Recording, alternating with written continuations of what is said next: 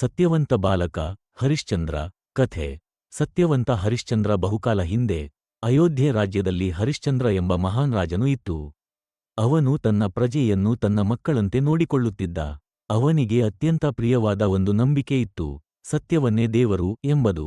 ಒಂದು ದಿನ ದೇವತೆಗಳು, ವಿಶೇಷವಾಗಿ ಮಹರ್ಷಿ ವಿಶ್ವಾಮಿತ್ರನು, ಈ ರಾಜನು ಎಷ್ಟು ಸತ್ಯವಂತನೆಂದು ಪರೀಕ್ಷಿಸಲು ನಿರ್ಧರಿಸಿದರು. ಅವರು ರಾಜನಿಗೆ ಕಠಿಣ ಪ್ರಲೋಭನೆಗಳು ಮತ್ತು ಕಠಿಣ ಪರಿಸ್ಥಿತಿಗಳನ್ನು ಒದಗಿಸಿದರು. ವಿಶ್ವಾಮಿತ್ರನು ಕೇಳಿದನು, ನೀನು ನಿಜವಾಗಿಯೂ ಸತ್ಯವಂತನೋ ಎಂದು ನೋಡಬೇಕು. ನನಗೆ ರಾಜಧಾನಿಯೆಲ್ಲವನ್ನೂ ದಾನವಾಗಿ ಕೊಡಬೇಕು. ಹರಿಶ್ಚಂದ್ರನು ತಕ್ಷಣವೇ ಒಪ್ಪಿಕೊಂಡನು. ರಾಜ್ಯವನ್ನೆಲ್ಲ ಬಿಟ್ಟು ತಾನು ಹೆಂಡತಿ ಮತ್ತು ಮಗನೊಂದಿಗೆ ಕಠಿಣ ಜೀವನಕ್ಕೆ ಹೋದನು. ಅವನಿಗೆ ಸತ್ಯವನ್ನು ಕಾಯ್ದುಕೊಳ್ಳಬೇಕೆಂಬುದೊಂದೇ ಗುರಿ. ಬದುಕಲು ದುಡಿದು ಸಂಸಾರ ಮಾಡಲು ತನ್ನ ಹೆಂಡತಿಯನ್ನು ಅರಣ್ಯದ ಶಮಶಾನದಲ್ಲಿ ಕೆಲಸಕ್ಕೆ ಇಟ್ಟನು. ತಾನು ಶಮಶಾನದ ಕಾರ್ಮಿಕನಾಗಿದ್ದು ತಮ್ಮ ಮಗ ಚಂದ್ರೆಯನ್ನು ಕೂಡ ಬಿಟ್ಟುಕೊಟ್ಟು ದುಡಿಮೆಗೆ ಒಪ್ಪಿಸಿದನು. ಒಂದು ದಿನ ದುರ್ಘಟನೆಯಿಂದ ಚಂದ್ರೆ ಮಡಿದನು. ಹೆಂಡತಿ ಮಗನ ಶವವನ್ನು ಕರೆತಂದಳು.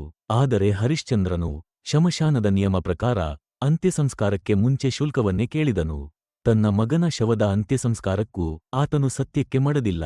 ಈ ಘಟ್ಟದಲ್ಲಿ ದೇವತೆಗಳು ಪ್ರತ್ಯಕ್ಷರಾದರು. ನೈತಿಕ ಪಾಠ: ಸತ್ಯ ಯಾವಾಗಲೂ ಗೆಲ್ಲುತ್ತದೆ. ನಿಸ್ವಾರ್ಥ ಧರ್ಮಪಾಲನೆ ಮತ್ತು ನಿಷ್ಠೆ ನಮ್ಮ ಪರಂಪರೆಯ ಮೂಲ ಶಕ್ತಿಗಳು.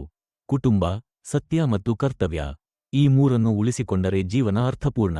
ಹಾಗೆ ಇನ್ನಷ್ಟು ವಿಡಿಯೋಗಳಿಗೆ ಲೈಕ್ ಮಾಡಿ, ಶೇರ್ ಮಾಡಿ, ಸಬ್ಸ್ಕ್ರೈಬ್ ಮಾಡಿ. ನಿಮಗೆ ಯಾವ ತರದ ಕಥೆ ಬೇಕು ಅಂತ ಕಮೆಂಟ್ ಮಾಡಿ. ಧನ್ಯವಾದಗಳು ಸ್ನೇಹಿತರೆ.